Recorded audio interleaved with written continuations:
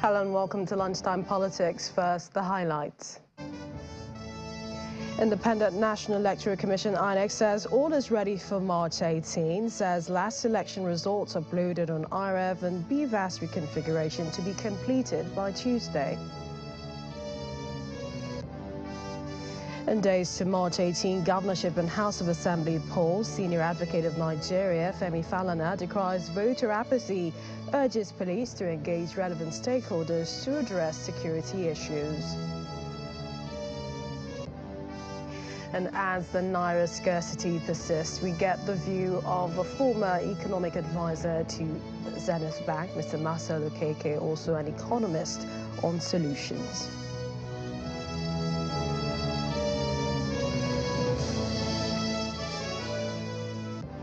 Well, welcome to the program. I'm Millicent Walker in Lagos. We begin with the Independent National Electoral Commission, INEC, saying it has rectified the issues with the results viewing portal. The IREF portal was part of the technologies introduced by the Commission to improve the transparency of the electoral process.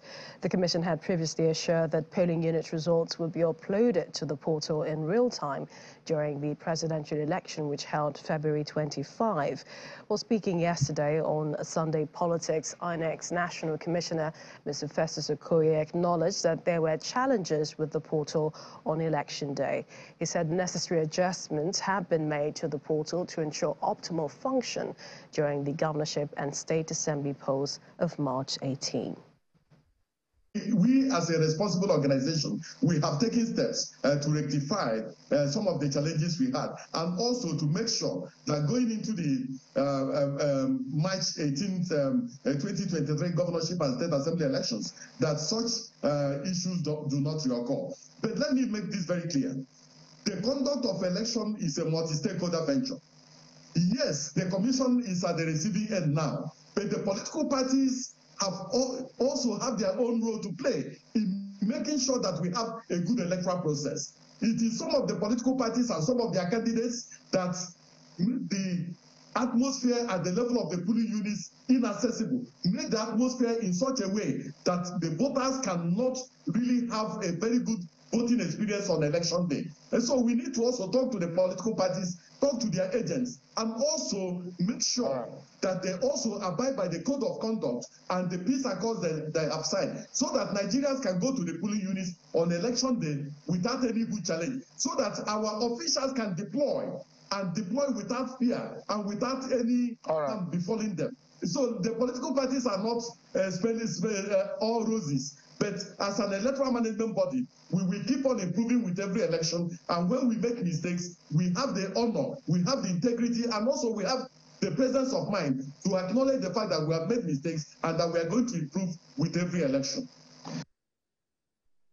We'll come back to electoral matters, but let's go to another issue that's affecting the polity, the lingering scarcity of new Naira notes as a result of the recent currency redesign policy of the Central Bank of Nigeria, its attendant hardships on citizens.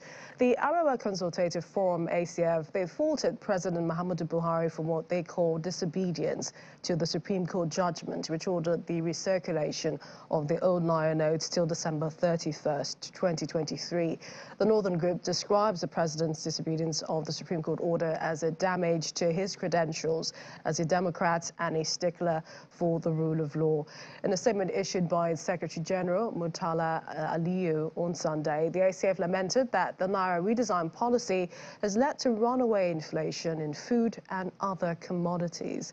The statement reads in part, Monday, the 13th of March 2023, marks the 10th day when the Supreme Court of Nigeria ruled that CBN's Naira redesign policy is unlawful and that its implementation should stop. 10 days is long enough time for the government to find its way towards complying with a court order, which import is central to the achievement of peace, order, and good governance in the country. It continues, President Buhari is under oath to defend the Constitution of Nigeria as his long-term supporters. It will be remiss of us if we fail to warn that the much-touted benefits of the Naira redesign can never justify the damage to his credentials as a Democrat and a stickler for the rule of law. Elsewhere, the Lagos State government has noted the hardship sparked by the Naira Redesign policy, which has affected business and commercial activities. In a statement signed by the head of information and strategy, Mr. Gbenga Motosho, says there is no reason to reject the old notes going by the Supreme Court judgment delivered March 3, 2023. It reads, the Apex Court declared that no reasonable notice was given as required by Section 20, subsection 3 of the CBN Act, noting that the public only became aware of the policy through press remarks, which cannot qualify as a notice to the public.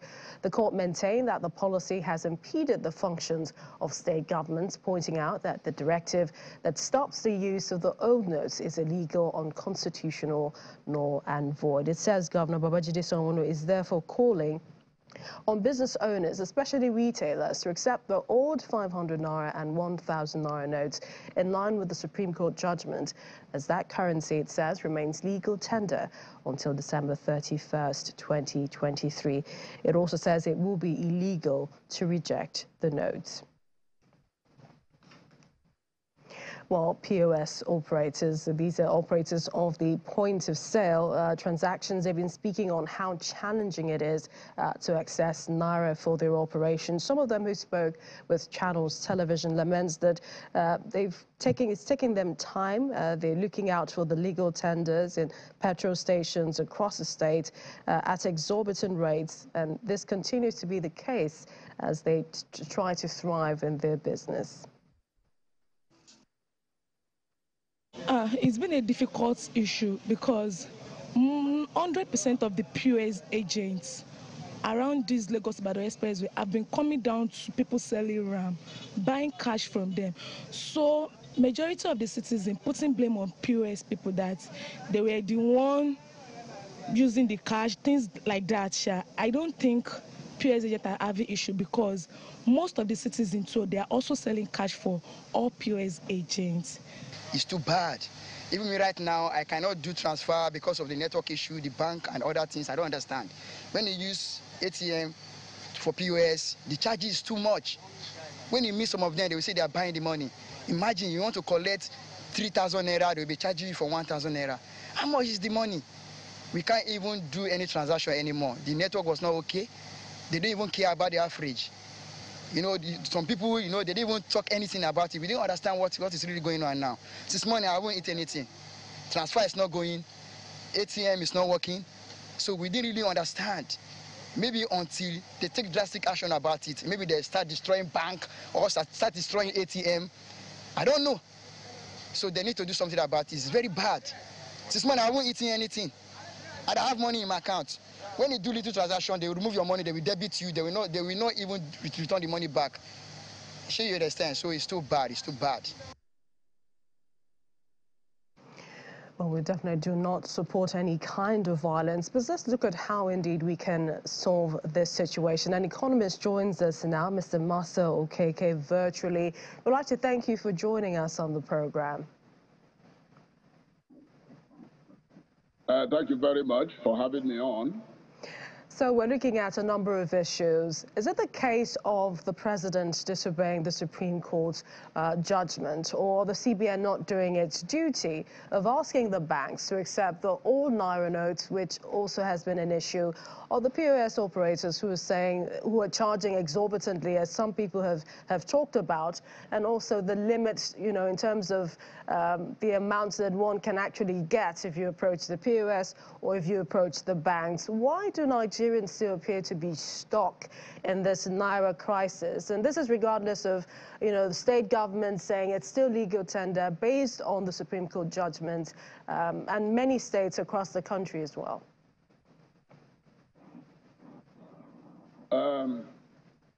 The issue we have at hand is more than complex. It's a multiplex issue, multidimensional. You have a mixture of politics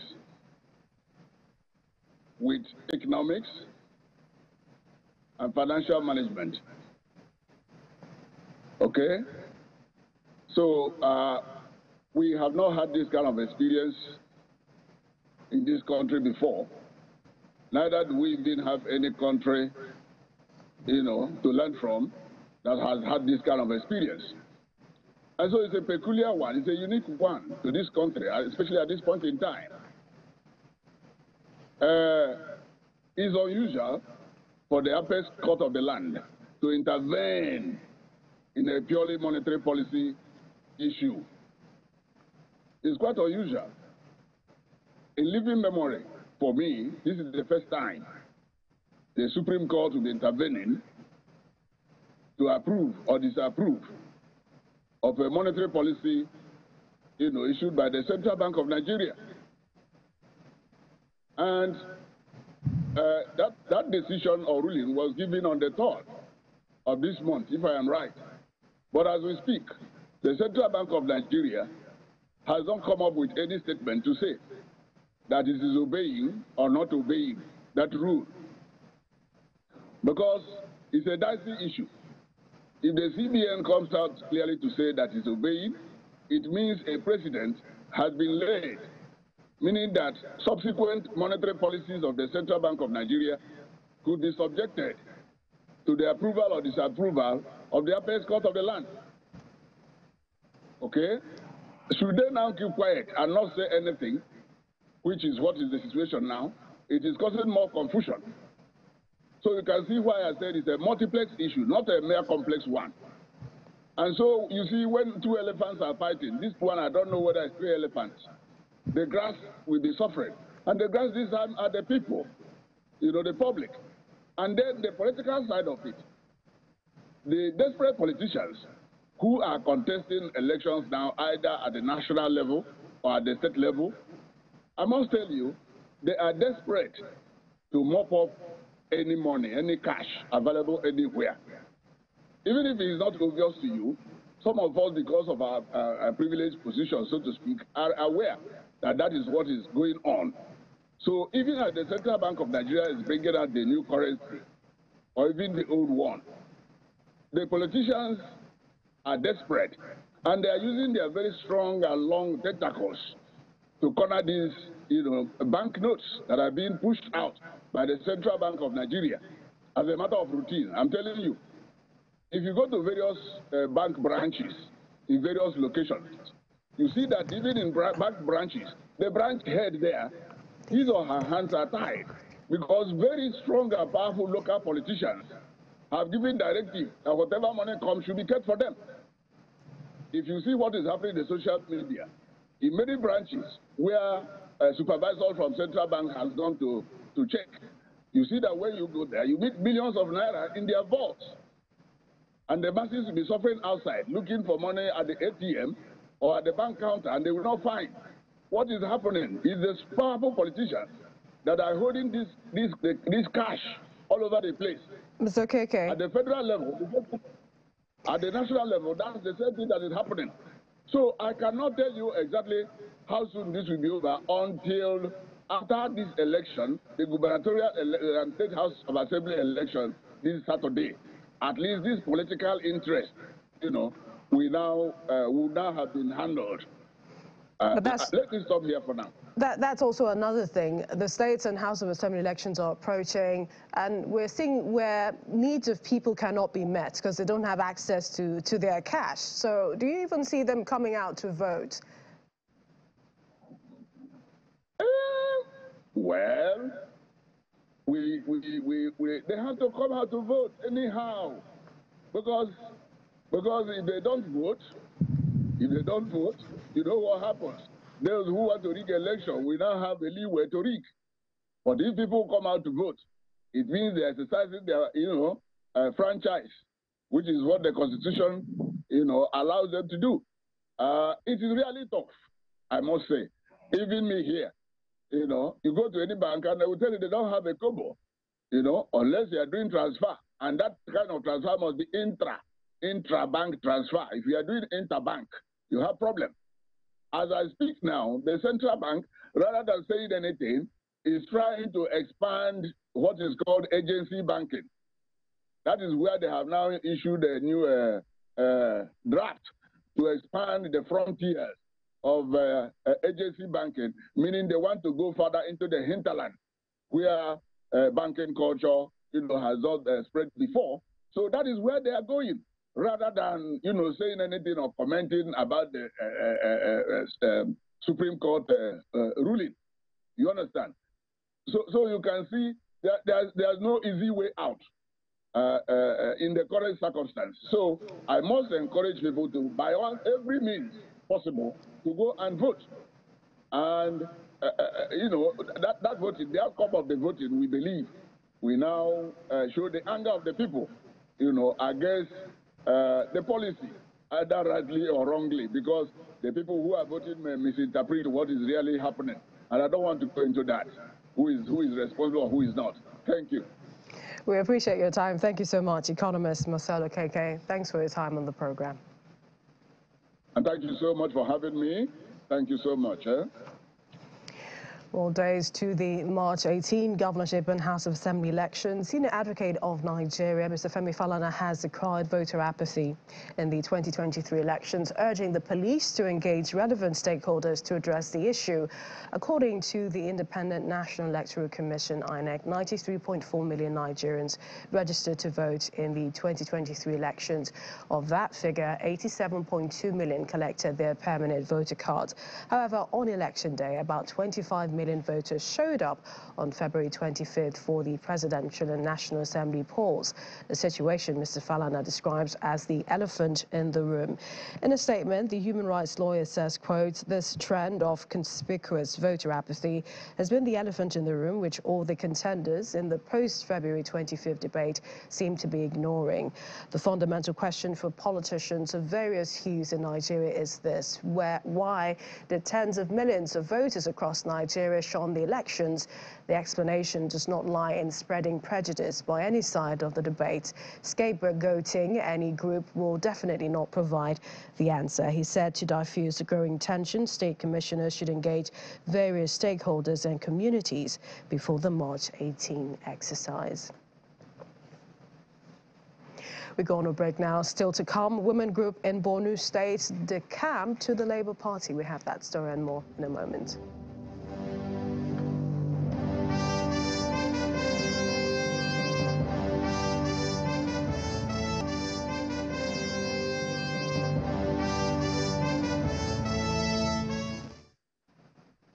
Welcome back. Ahead of elections on Saturday, over 300 women have decamped to the Labour Party to embark on door-to-door campaign for the actualization of the governor's ambition of the party's flag bearer in Borno State. The women group, Interreligious Women in Politics, while justifying their decision to join the Labour Party, say the outing of the party in the Presidential and National Assembly elections informed their decision to join forces to ensure the emergence of Captain Ibrahim Mashela as the next governor of Borno State. Receiving the DKMPs in Maiduguri, chairman of the party says their action has shown that the party is one to beat in the governorship elections.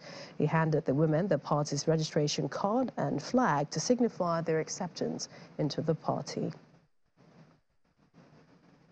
Interreligious women in politics. We are the ambassadors of ward to ward and door to door of 27 local government areas of Borno State. We are from NNPP, the camp to Labour Party.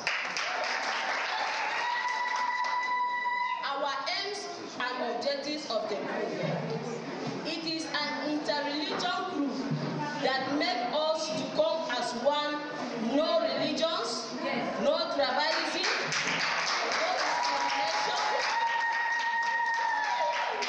we are to live as brothers and sisters. We are the voice of less privilege in the society,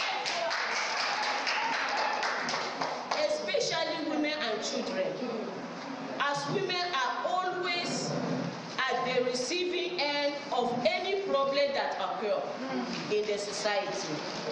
We are pleading for office in the state so that we will continue moving together and make sure that Labour Party stands strong in Borno State.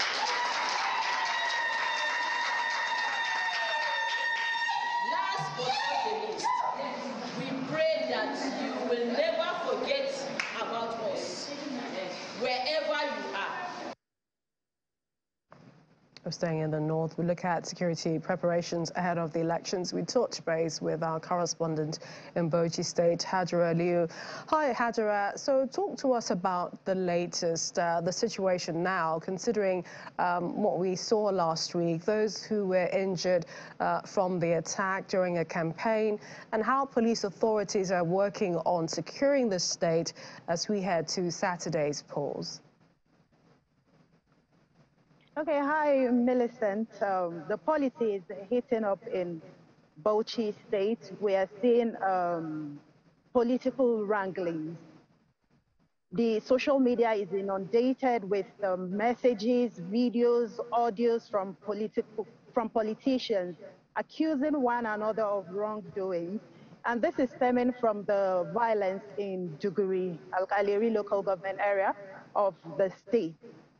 All the politicians, all the political parties, I would say, are trying to portray themselves as, are trying to be on the books of the electorate at the moment. So we're seeing accusations, claims, and counter-claims on the social media. And recently, we have also seen some political actors come out openly to express their support for for a particular governorship candidate, the APC governorship candidate, Sadiq Abubakar. We have seen former Speaker Yakubu Dogara. He has come out to say he is in support of Chief of Air Staff, former Chief of Air Staff's governorship candidacy. So the former governor of Bauchi State, Issa Yuguda too, has come out to support the governorship candidate. They were all doing this behind the scenes. They have just come out from last week to now. They are coming out openly to express their support for the APC governorship candidate. So with all this happening, it's actually heating up the policy. And so far, concerning the violence, the political parties are still speaking about it. The governor, Governor Bala Muhammad has said that he's going to speak to the president about the incident in Maiduguri. We understand that he's in Abuja at the moment, and he may be taking up the matter with the president. Well, I guess we're also seeing it's a few more days. Campaigns will continue regardless. But are people looking forward to coming out on election day? We're hoping so. During the presidency election, we saw less than 1 million registered voters come out to cast their ballot. And there are over 2 million registered voters in Bauchi State. But in the last election, for the governorship election, more than 1 million registered voters participated in the election. So we are hoping that the participation would be good for the governorship election. It would improve. If more than 1 million can come out, at least more than half of the registered voters can come out, it would be an improvement to what we saw during the presidential election. What about the situation in other northeast states? Do we know of their preparations? Yes, I would first and foremost say that it's peaceful across, relatively peaceful across the northeastern states. In Gombe, for instance, most of the political actors have gone behind the scenes, doing last-minute preparation, strategizing. The campaigns have stopped. In Taraba as well, they are not campaigning. In the Taraba, what we understand is that is happening in Taraba is the crisis in the Labour Party at the moment. Two governorship candidates claiming to be candidates of the political party, claiming to be candidates of the governorship in the Labour Party in Taraba. And then in Adamawa, also I would say it's quite peaceful, and Borno too, at the moment it's also peaceful. But in Borno, we are seeing last-minute defection to the Labour Party. This happened last night. And in Yobe is quiet, very quiet at the moment. The governor, we understand, is also in Abuja. He is meeting with the president-elect. And I think most of the political actors are strategizing, the political parties are trying to strategize, meeting with people behind the scenes, trying to see how they can win the election. So last-minute strategies. Many thanks, Hajara Liu, our correspondent in Bauchi and for the Northeast Zone. Thanks again. Thank you, Millicent. To more political stories, the Labour Party candidate for Ikeduru Mbitolu Federal Constituency in Imo State has petitioned the Inspector General of Police, the Chief of Army Staff, the National Security Advisor, Director of the Department of State Services, Assistant Inspector General of Police in charge of Zone 9, Umuahia, over the supplementary election scheduled to hold Saturday, March 18. At a press conference in the community, he says the Labour Party candidate accused the All Progressives Congress of intimidating his supporters and claimed that the APC had intimidated voters during the first ballot on February 25th. Elsewhere, the President of Senate, Ahmed Lawan, says the perception that the Senate is a rubber stamp to President Buhari is false, arguing that the upper chamber did not agree to every demand of the President. Speaking in an interview with Channels Television, Senator Lawan says the 9th Senate had a cordial relationship with the presidency, which he says largely benefited the country by the signing into law of crucial legislations. And River State Governor Nyesom Wike has described the presidential candidate of the Labour Party, Mr. Peter Obi, as the hero of the 2023 presidential election. Governor Wike said the decision of Mr. Peter Obi to contest the presidential election under the platform of the Labour Party primarily prevented the North from retaining power after the end of President Buhari's tenure. Well, you've been served on Lunchtime Politics. Don't forget, the conversation continues online. Do indeed converse with us on our social media handles. They're showing on your screen.